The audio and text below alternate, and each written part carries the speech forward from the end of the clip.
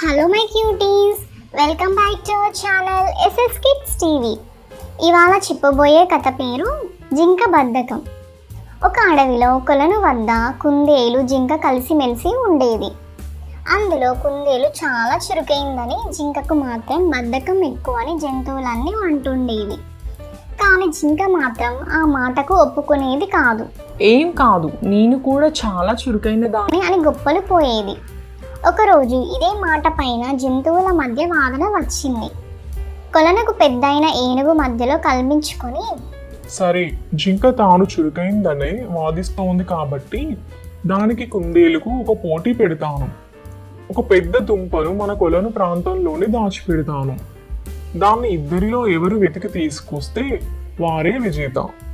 ఆ దుంప మొత్తాన్ని బహుమతిగా పొందొచ్చు అని చెప్పింది ఏనుగు. దానికి కుందేలు జింక సరేనన్నాయి. మిగతా జంతువులన్నీ ఉత్కంఠగా చూస్తున్నాయి.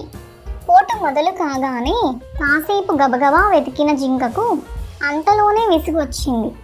అబ్బా, ఇంత పెద్ద ప్రాంతంలో ఆ దుంపను వెతకడం అంటే కష్టమే అని అలసిపోయాను. ముందు విశ్రాంతి తీసుకుంటా అని ఓ చెట్టు వద్ద కూర్చుండిపోయింది. కుందేలు మాత్రం ప్రతి చెట్టును, తుప్పను, బండను వెతికి దుంపను సాధించేసింది. తీరా చూస్తే ఆ దుంప జింక కూర్చున్న చెట్టు తొర్రలోనే ఉంది. జంతువులన్నీ విజేత అయిన కుందేలు ఉత్సాహాన్ని, చురుకుదనాన్ని మెచ్చుకున్నాయి. అయ్యో, పక్కనే ఉన్న బద్ధకంతో చూడక ఓడిపోయానే అని బాధపడి జింక అప్పటి నుంచి తన పద్ధతి మార్చుకుంది. బాగున్నా పిల్లలు ఈ నీతి కథ? బాగుంటే ఒక లైక్ చేయండి. మరెన్నో కథలతో మీ ముందుకు వస్తాను. అంతవరకు ఉంటా మరి.